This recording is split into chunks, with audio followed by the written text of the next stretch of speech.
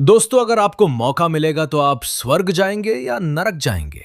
स्वर्ग अच्छा है या नरक? क्या स्वर्ग सच में बेहतर है या नरक उससे अधिक बेहतर है?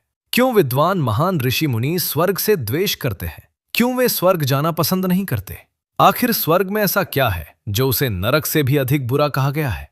अगर आप आम इंसान से पूछेंगे कि वो नरक जाना चाहेगा या स्वर्ग, तो उसका जवाब स्वर्ग ही होगा। किंतु स्वर्ग जाने वाले मनुष्य को नरक से ज्यादा भयानक कष्टों का सामना करना पड़ता है। हमारे प्राचीन गरुड़ पुराण में स्वर्ग और नरक के विषय में बहुत ही विस्तार से बताया गया है। भगवान विष्णु ने गरुड़ जी को स्वर्ग और नरक का जो रहस्य बताया है, वही रहस्य हमें गरुड़ पुराण के माध्यम से प्राप्त हुआ है। आज के इस वीडियो में आपको स्वर्ग का वो सच बताने वाले हैं जिससे जानने के बाद आप भी कभी स्वर्ग जाने के विषय में नहीं सोचेंगे। आप भी कहेंगे, स्वर्ग से भला तो नरक है। आज हम आपको एक ऐसे तपस्वी महान ऋषि की कथा सुनाएंगे जिन्होंने स्वर्ग जाने से इनकार कर दिया और स्वर्ग का ऐसा सच संसार को बताया है जो अधिकतर साधारण मनुष्य नहीं जानते। ये रहस्य स्वयं ब्रह्मज्ञानी महर्षि मुद्गल जी ने बताया है। महर्षि मुद्गल की ये कथा अत्यंत ज्ञानवर्धक है। इस कथा को सुनने का महत्व केवल इतना है कि ये अज्ञान और भौतिक आसक्ति के घने अंधकार को नष्ट कर देती है और जीवात्मा को जन्म मृत्यु के चक्र से निकालकर शाश्वत मोक्ष के मार्ग पर अग्रसर करती है। इसीलिए इस कथा को अंत तक जरूर देखें और सुनें। हमने बड़ी ही मेहनत से कथा को आकर्षक बनाने के लिए वीडियो बनाई है। यदि कथा और वीडियो पसंद आए तो एक लाइक जरूर करें। तो चलिए सुनते हैं महर्षि मुद्गल की महान कथा। प्राचीन काल की बात है। आर्यावर्त में एक अत्यंत सुंदर, समृद्ध और शक्तिशाली राज्य हुआ करता था, जिसका नाम था पांचाल। इस वैभवशाली राज्य के स्वर्ण जड़ित सिंहासन पर चंद्रवंशी क्षत्रिय राजा भर्म्याश्व विराजमान थे। महाराज भर्म्याश्व एक अत्यंत प्रतापी, धर्मनिष्ठ, प्रजापालक और न्यायप्रिय नरेश थे। उनके शासनकाल में पांचाल राज्य की प्रजा अत्यंत सुखी थी। चारों ओर धर्म, न्याय और वेद ध्वनियों का ही बोलबाला था। राज्य में न कोई दरिद्र था, न कोई रोगी और न ही कोई अज्ञानी।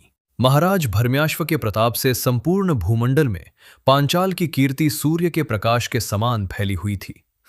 समय के चक्र के साथ महाराज भर्म्याश्व के घर में 5 अत्यंत तेजस्वी पुत्रों ने जन्म लिया।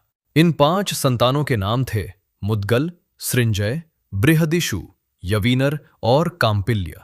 पिता के कठोर मार्गदर्शन और गुरुओं की कृपा से इन 5 राजकुमारों ने न केवल अस्त्र शस्त्र की विद्या में अद्वितीय निपुणता प्राप्त की, अपितु वेदों, वेदांगों और उपनिषदों का भी गहन अध्ययन किया।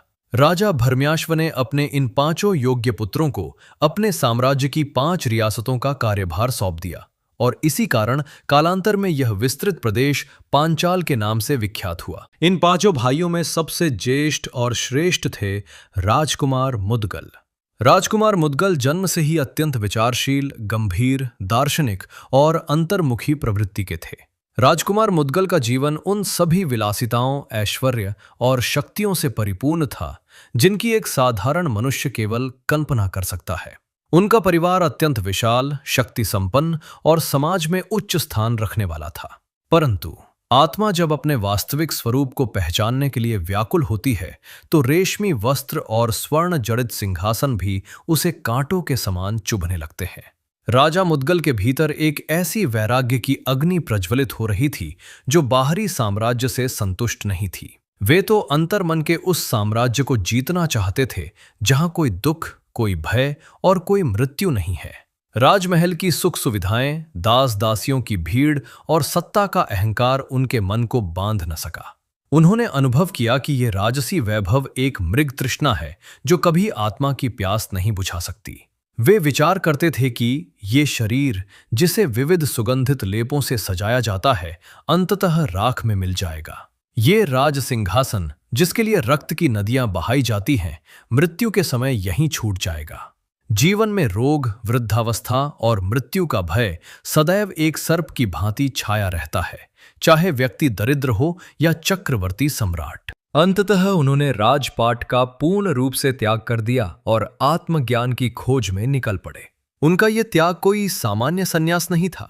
क्षत्रिय वर्ण में जन्म लेने के बाद भी उन्होंने अपनी कठोर साधना, असीम तपस्या और योग के माध्यम से वो आध्यात्मिक उच्चता प्राप्त की जिसे ब्रह्मत्व कहा जाता है।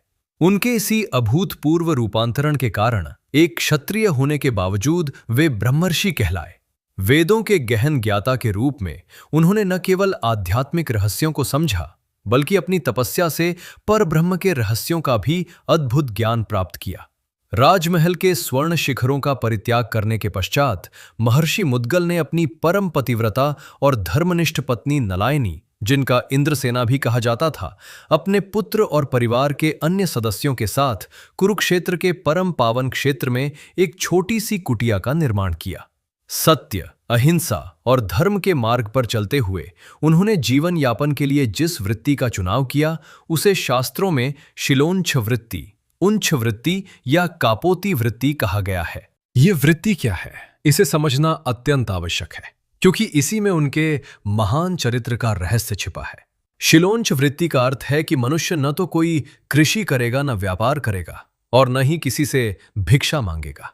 जब किसान अपने खेतों में फसल काट लेते हैं और अन्न को घर ले जाते हैं, अथवा जब बाजार समाप्त हो जाता है, तो उसके पश्चात पीछे मिट्टी और धूल में अन्न के जो कुछ दाने गिर जाते हैं, उन्हें एक एक करके बीनना और एकत्रित करना उंच वृत्ति कहलाता है।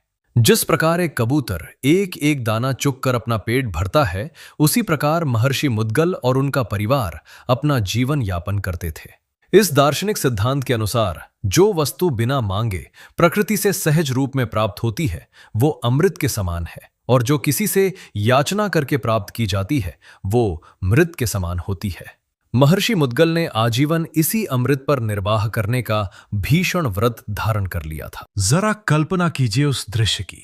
एक समय का महान चक्रवर्ती राजा, जो स्वर्ण के पात्रों में 56 भोग ग्रहण करता था, वो अपनी पत्नी और बच्चों के साथ चिलचिलाती धूप में नंगे पैर खेतों की खाक छान रहा है। वे धूल में गिरे हुए अन्न के दानों को खोजते, उन्हें साफ करते और एकत्रित करते।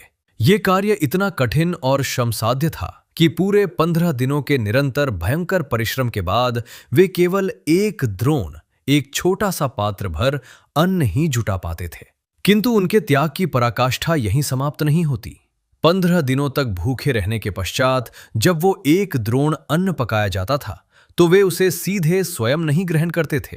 वे उस अन्न से पहले देवताओं को आहुति देते और फिर आश्रम में आए हुए अतिथियों को भोजन कराते थे। मुनि का ये कठोर व्रत था कि उनके द्वार पर आया कोई भी अतिथि कभी भूखा नहीं लौटेगा। बिना अतिथि सत्कार के वे जल की एक बूंद भी कंठ से नीचे नहीं उतारते थे।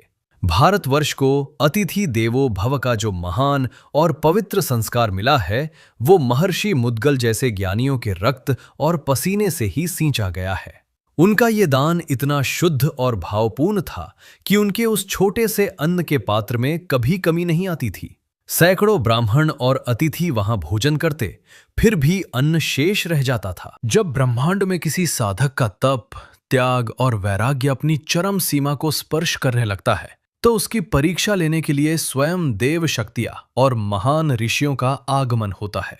महर्षि मुद्गल के दान, धैर्य और शिलोंछ वृत्ति की कीर्ति धीरे धीरे संपूर्ण लोकों में फैलने लगी।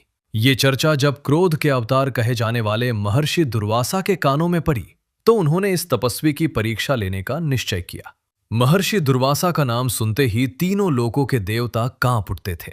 वे अपने भयंकर क्रोध, तुरंत दिए जाने वाले शाप और कठोर परीक्षाओं के लिए विख्यात थे। उन्होंने विचार किया कि क्या वास्तव में इस मृत्युलोक में कोई ऐसा मनुष्य है जिसने अपनी भूख, अपनी तृष्णा और अपने क्रोध पर इतना विजय प्राप्त कर लिया है? भूख तो बड़े बड़े धर्मियों को मार्ग से भटका देती है।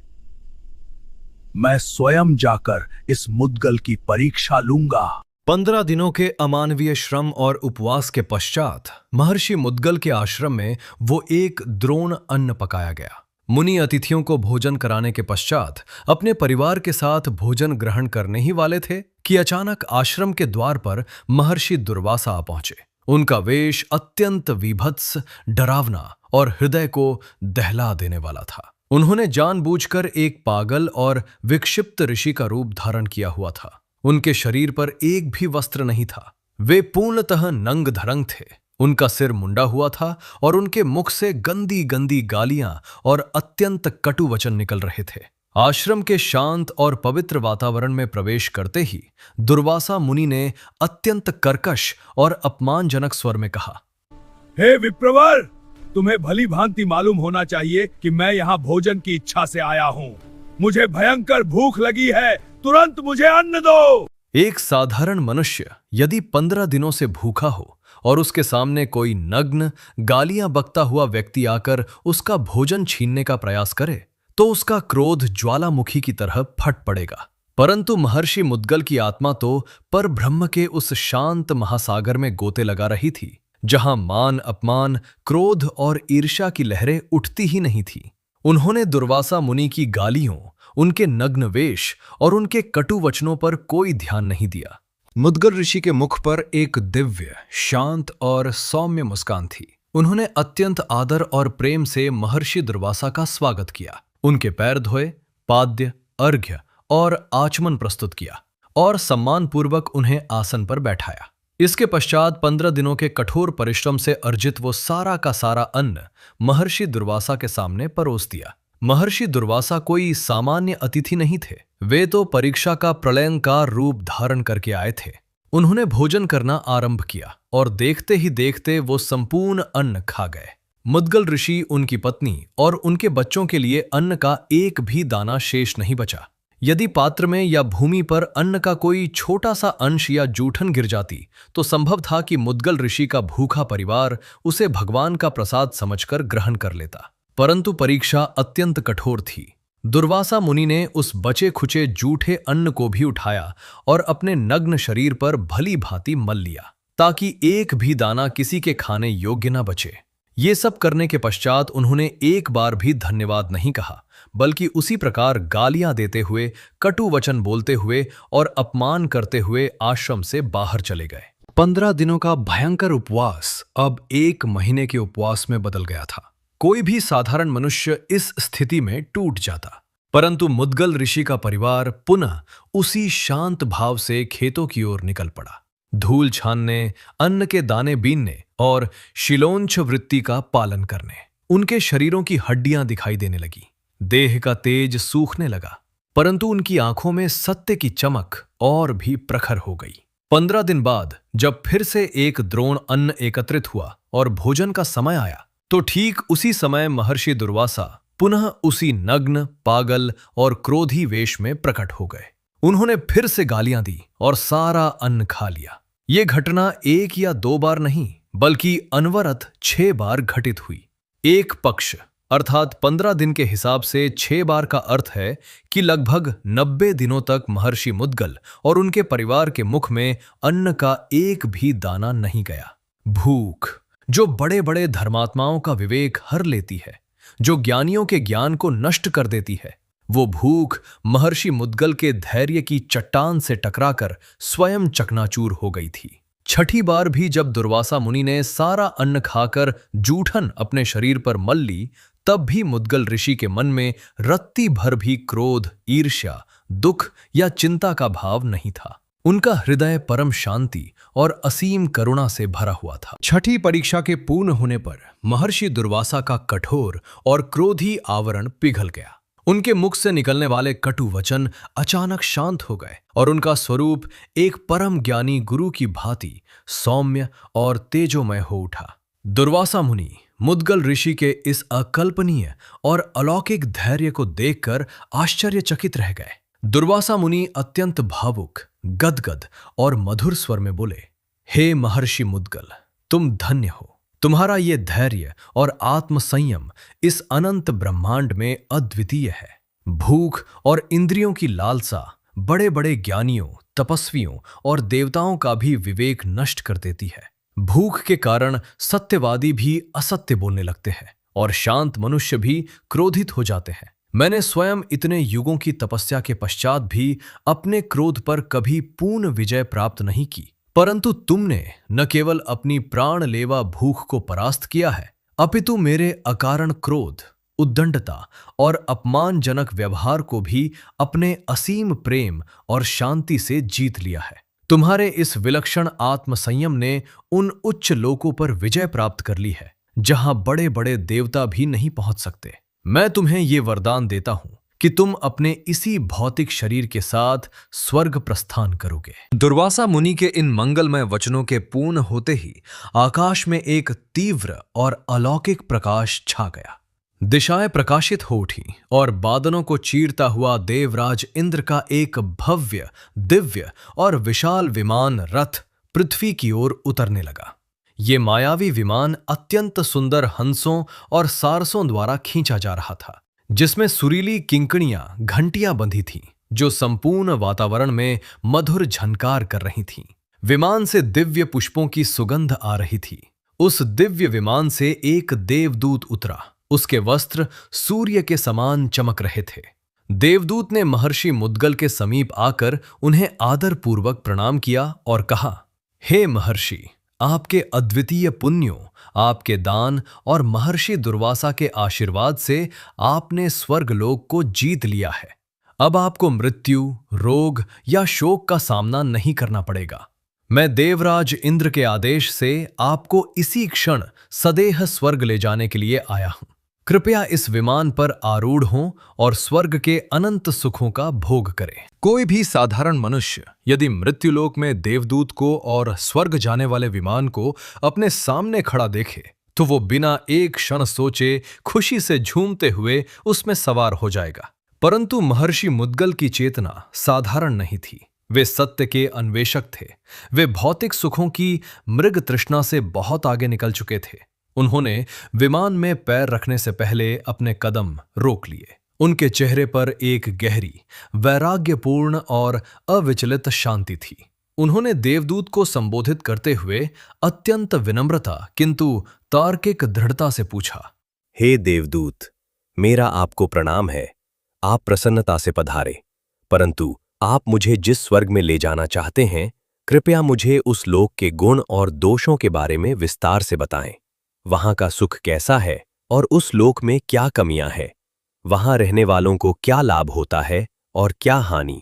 मैं बिना सत्य को जाने, बिना गुण दोष का विचार किए उस मार्ग पर कदम नहीं रख सकता। देवदूत ये प्रश्न सुनकर अवाक रह गया। स्वर्ग के दोष? आज तक जिस भी प्राणी के पास वो विमान लेकर गया था, वो बिना कुछ पूछे उसमें कूद पड़ा था। ये कैसा वैरागी मुनि है जो स्वर्ग जाने से पहले उसके दोष पूछ रहा है? फिर भी एक ज्ञानी ऋषि के प्रश्न का सत्य उत्तर देना देवदूत का दायित्व था। देवदूत ने स्वर्ग का वर्णन आरंभ किया। हे मुने, स्वर्ग वो अलौकिक स्थान है जहां केवल वही प्रवेश कर सकते हैं जिन्होंने पृथ्वी पर कठोर तपस्या की हो, दान दिया हो और सत्य का पालन किया हो। नास्तिक, असत्यवादी और क्रोधी लोग वहां नहीं जा सकते। वहां 33,000 योजन ऊंचा सोने का एक अत्यंत विशाल और कांतिमान मेरू पर्वत है। वहां देवताओं के नंदन वन और अन्य पवित्र उद्यान हैं जहां पुण्यात्मा निवास करते हैं। स्वर्ग के गुणों का वर्णन करते हुए देवदूत ने कहा, वहां किसी को भूख, प्यास या थकान नहीं सताती।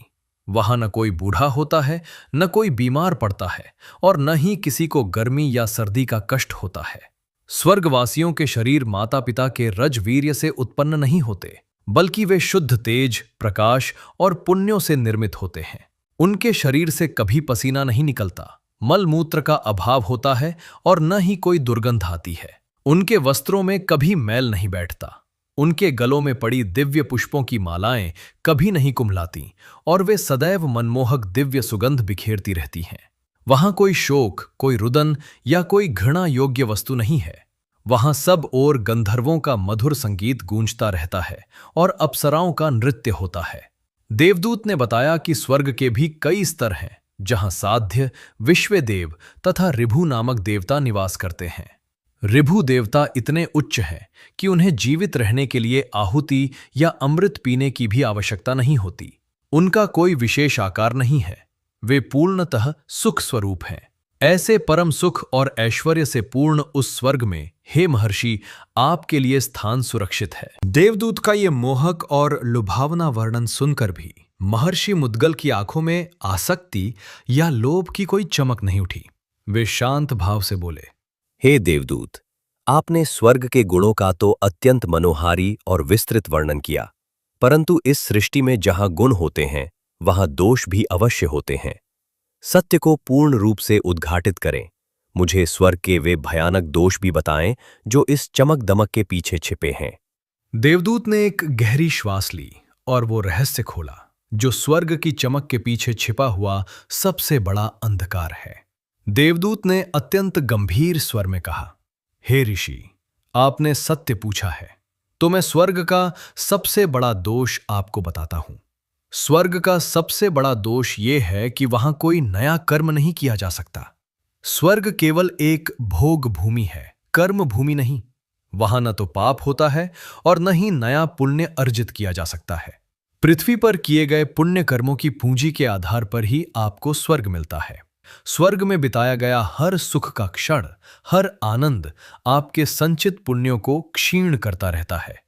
देवदूत ने इस पीड़ादायक सत्य को और स्पष्ट करते हुए बताया, जब किसी प्राणी के पुण्यों का क्षय होने वाला होता है तो उसका पतन निश्चित हो जाता है। पतन से कुछ समय पूर्व ही स्वर्गवासी की अमर मालाएं मुरझाने लगती है। उसके शरीर का दिव्य तेज मलिन पड़ने लगता है और उसके मन में एक भयानक भय, ईर्ष्या और संत्रास उत्पन्न हो जाता है।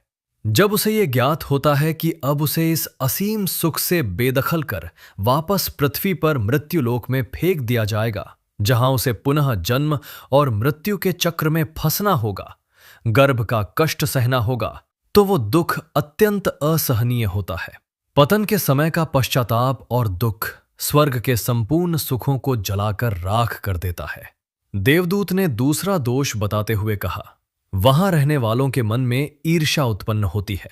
जब कोई व्यक्ति देखता है कि अन्य देवताओं या पुण्य आत्माओं के पास उससे अधिक ऐश्वर्य है या उनका पुण्य काल उससे अधिक लंबा है, तो उसके भीतर असंतोष और ईर्ष्या जन्म लेती है।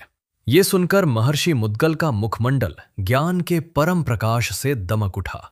उन्होंने देवदूत की आंखों में आंखें डालकर जो भावपूर्ण और अलंकारिक संवाद कहा, वो ब्रह्मांड के गूढ़तम दर्शन का सार है।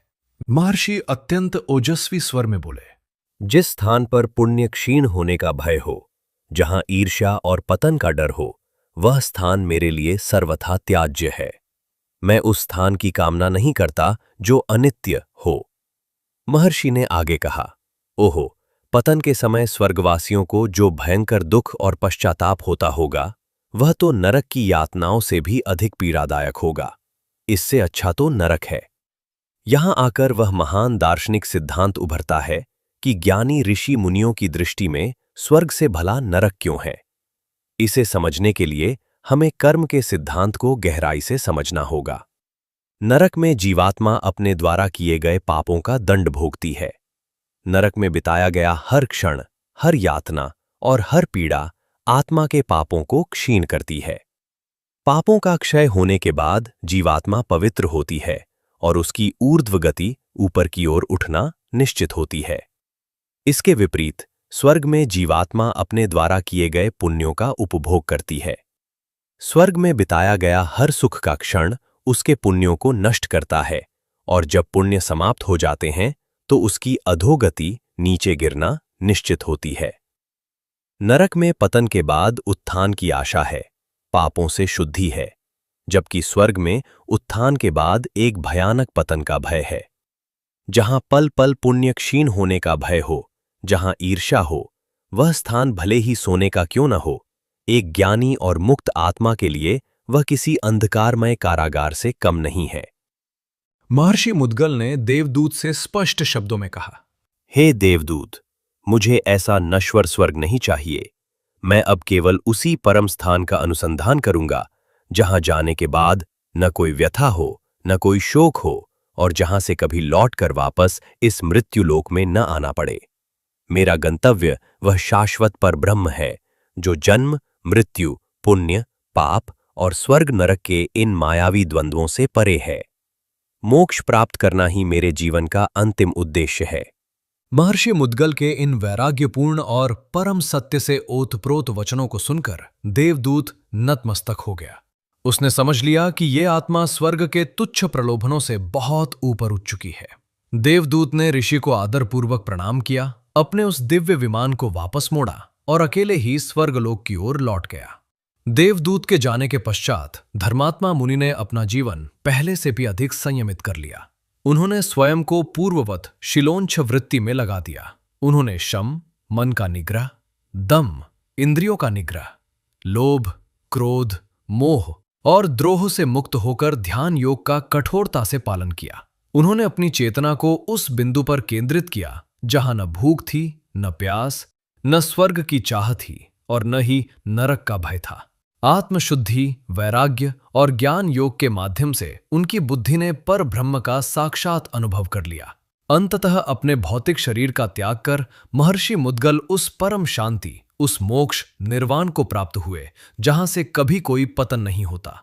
उन्होंने अपने कर्मों और वैराग्य से यह सिद्ध कर दिया कि मानव जीवन का अंतिम उद्देश्य तुच्छ सुखों स्वर्ग को भोगना नहीं है, बल्कि अपनी चेतना को अनंत परमात्मा में विलीन कर शाश्वत आनंद, मोक्ष को प्राप्त करना है।